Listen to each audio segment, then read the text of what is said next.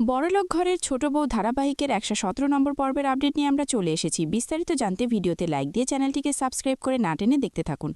গল্পের শুরুতে আমরা দেখতে পারবো অহনা বেরিয়ে পড়ে আজকে অর্জুনের বোনকে এই বাড়িতে ফিরে।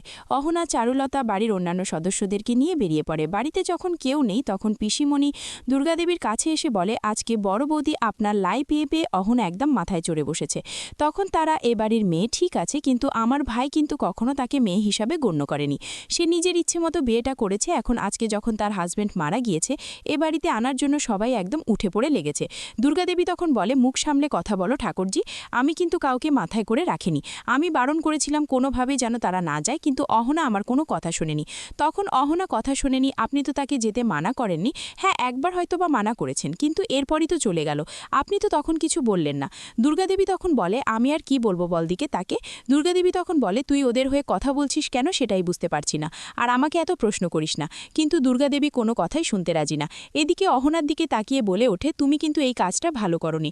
অহনা, দেখো আমি বুঝতে পারছি তুমি যে কাজটা করেছো ভালোর জন্যই করেছো, কিন্তু কিন্তু দিদির সঙ্গে আমাদের কোনো সম্পর্ক থাকতে পারে না। পিসিমণি তখন বলে, কি বলবো আর, এই মেয়েটিকে বড় বড় বড় কথা বলছে, আবার বড় বড় কথা বলে আমাদেরকে অপমান করার চেষ্টা করছে। আর তুই তো এসেছিস 2 দিন হয়েছে, 4 দিন হয়েছে, আর তার মধ্যে আমাদেরকে অপমান করছিস। তখনই অহনা বলে, পিসিমণি আপনি কেন অপমান করছেন সেটাই বুঝতে পারছেন না। আপনি তো এই বাড়িতে থাকার কথা না, এত অন্যায় করেছেন তারপরও এই বাড়িতে রয়ে গিয়েছেন। পল্টু তখন অহনার দিকে তাকিয়ে বলে, মুখ সামলে কথা বলো, আরেকবার আমার মাকে খারাপ কথা বললে আমি কিন্তু ছেড়ে কথা বলবো না। অহনা তখন বলে, পল্টু দাদা, আমি কিন্তু খুব ভালো করে তোমাকে চিনতে পেরেছি, তাই তোমার কোনো কথাই এখন আমার গায়ে বেজা না। টুকুনের বাবাও অহনাকে অপমান করতে থাকে, আর অহনা টুকুনের বাবাকে উচিত শিক্ষা দেয়। এদিকে অহনা তখন অর্জুনের কাছে এসে বলে, আচ্ছা তোমার কি একটুও মন খারাপ হয় না? তোমার তো আপন দিদি, আর তুমি আজকে তাকে দূরে ঠেলে দিয়েছ।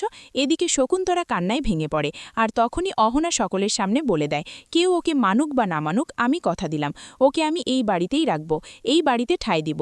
কেউ আমার বিরুদ্ধ হয়ে কথা বলে তাকে আমি ছেড়ে কথা বলবো না, তাই একবার কথা বলার আগে ভেবেচিন্তে বলতে হবে। এই কথাগুলো শোনার পর সকলেই ভীষণ রকম চমকে ওঠে। তো বন্ধুরা, এই ছিল আপডেট। নেক্সট আপডেট পেতে সাবস্ক্রাইব করে সাথেই থাকুন। কেন করছিস ওরা বাড়িতে আসুক, বাড়িতে আসলে ওদেরকে প্রশ্নটুকু করিস।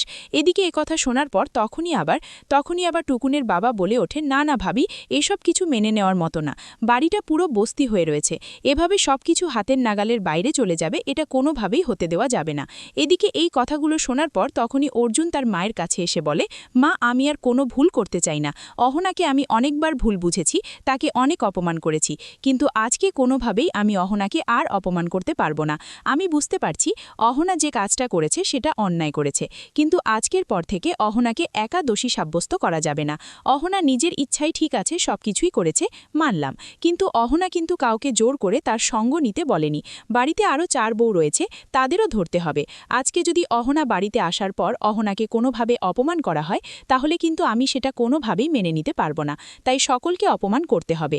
অহনার একা দোষ না, সকলের দোষ রয়েছে। টুকুন দাদা অহনাকে নিয়ে গিয়েছে, টুকুন দাদারও সমান দোষ রয়েছে। তাই শাস্তি পেতে হলে সকলকে একসঙ্গে শাস্তি পেতে হবে। দুর্গাদেবী তখন বলে, যাক, অবশেষে তাহলে তুই ছোট বউ বুঝতে পেরেছিস, তাই তো? এখন অহনা আগে বাড়িতে ফিরুক। অহনা কেন গিয়েছে সেটা তোরাই প্রশ্ন করিস।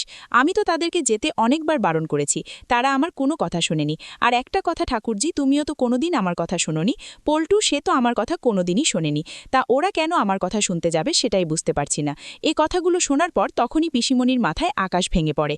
পিসিমণি ভীষণ রকম রেগে যায়। এদিকে কিছুক্ষণ পরেই অহনা, বারু, চারুলতা সকলেই বাড়িতে ফিরে আসে। দুর্গাদেবী তখন তাদেরকে প্রশ্ন করে, এই তো সকলে চলে এসেছে। দুর্গাদেবী তখন সকলের সামনে বলে ওঠে, তোমরা এসেছ, এখন তোমরাই প্রশ্নের উত্তর দেবে। তারা আমাকে নানা অপমান করে কথা বলে, আমি নাকি তোমাদেরকে বারণ করিনি, তোমাদেরকে আটকাইনি। এখন তোমরাই সেসব প্রশ্নের উত্তর দেবে। এ কথাগুলো শোনার পর অহনা চুপ করে দাঁড়িয়ে থাকে। এদিকে তখনই অহনার দিকে তাকিয়ে পিসিমণি বলে, এর সাহস তুমি কোথায় পেয়েছ? বাড়ির মেয়েকে আনার জন্য তুমি গিয়েছ? বাড়ির মেয়ের সঙ্গে আমাদের কোনো সম্পর্ক নেই।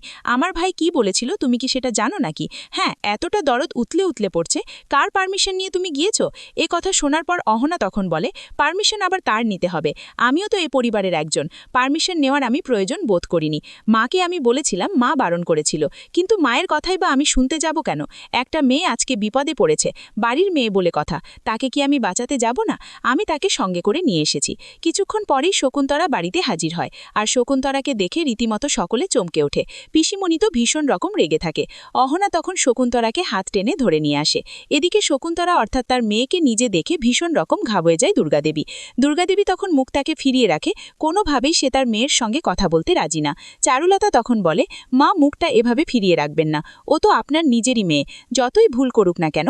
আজকে বিপদে পড়েছি, আমরা যদি পাশে না থাকি, ওর পাশে কে দাঁড়াবে? শকুন্তলা আসতে চায়নি, আমরা ওকে জোর করে এ বাড়িতে নিয়ে এসেছি, তাই আপনি প্লিজ মুখটা ফিরিয়ে রাখবেন না। আপনি প্লিজ একবার ওর দিকে তাকিয়ে দেখুন না, ওর মানসিক অবস্থা।